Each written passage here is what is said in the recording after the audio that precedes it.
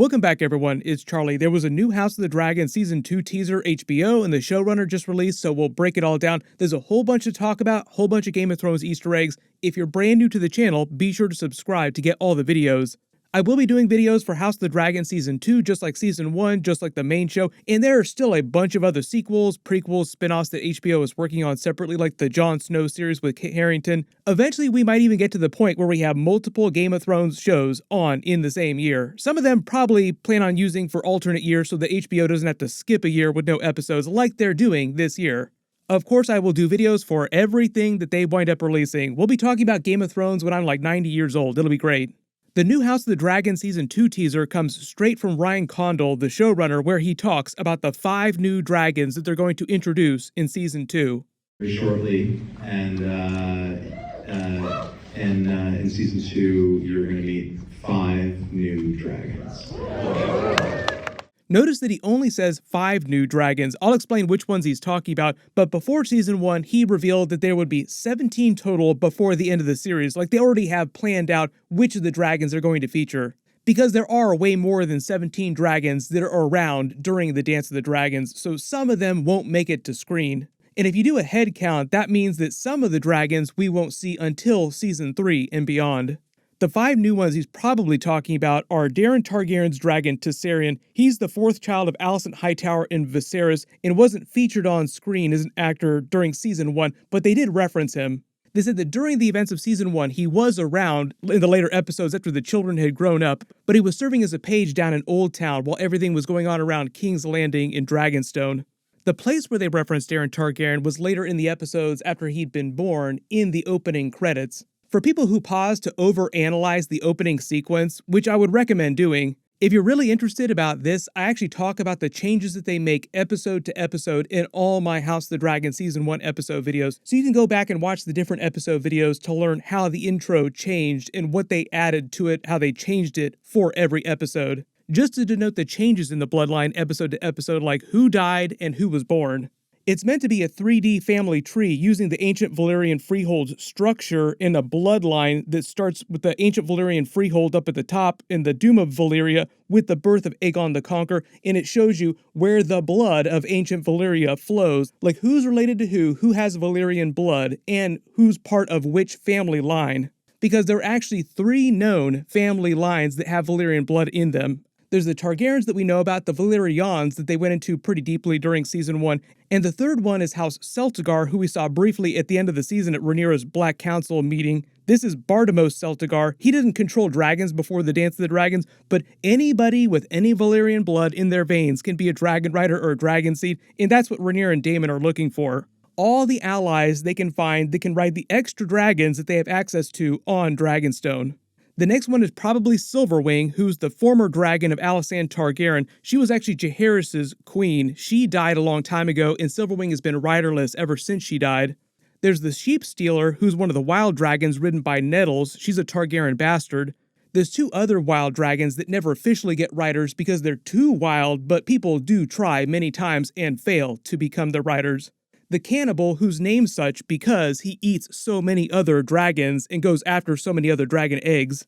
He also tries to eat pretty much anything that gets within range of his mouth.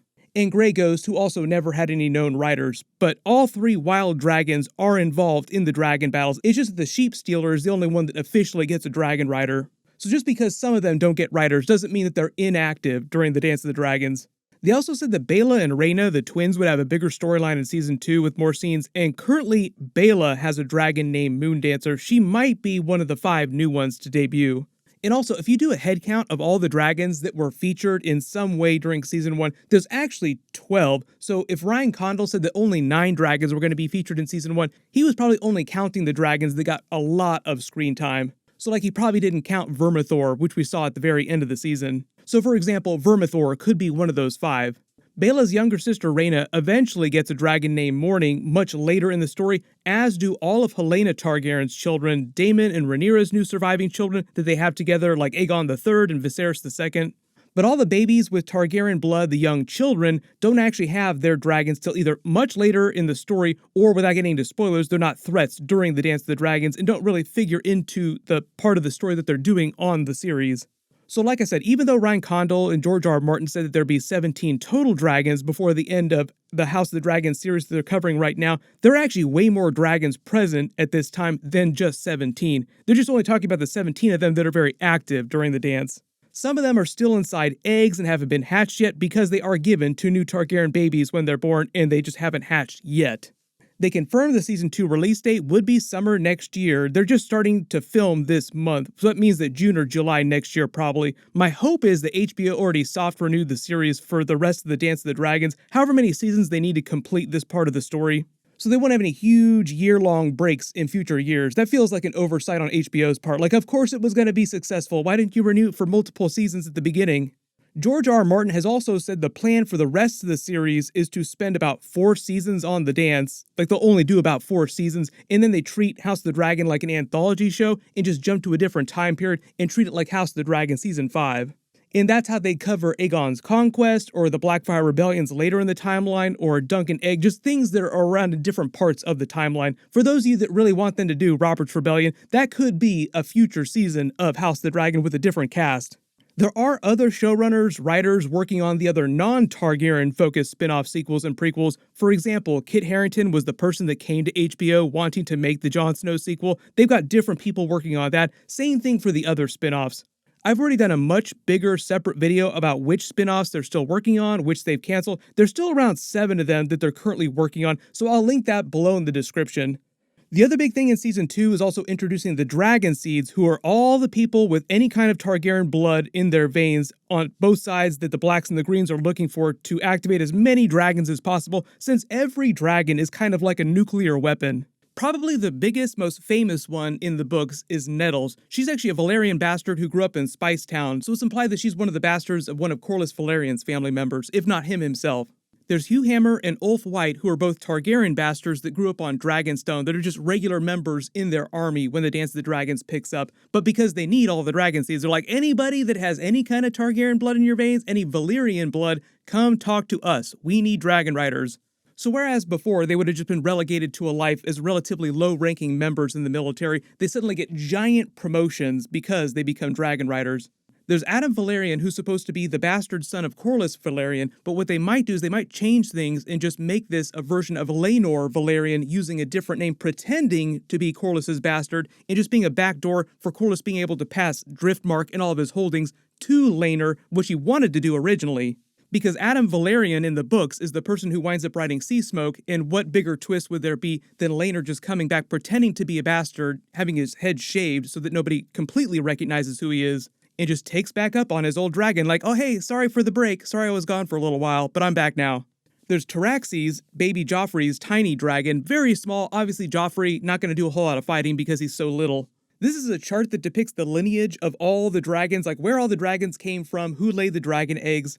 We saw Vermithor briefly at the end of Season 1, but Daemon just rattled off a whole bunch of names. We'll see all those dragons. Some of them are much bigger, much older, but they all roost on Dragonstone, which is why Daemon and Rhaenyra control them. Because of the death of Lucerys at the end of Season 1, that's sort of the official beginning of the Dance of the Dragons, like, oh, it's on now. So when Season 2 picks up, it's sort of like a nuclear arms race, with people trying to get as many dragons as possible for the Blacks and the Greens. Currently, the Blacks control an overwhelming majority of the dragons, though. They just need to find a bunch of dragon riders for those dragons. And speaking of the Greens, there was also a cool preview of a brand new Season 2 character who will be part of the Greens faction, Alice Rivers, that just leaked out. I might do a separate video for that at some point soon.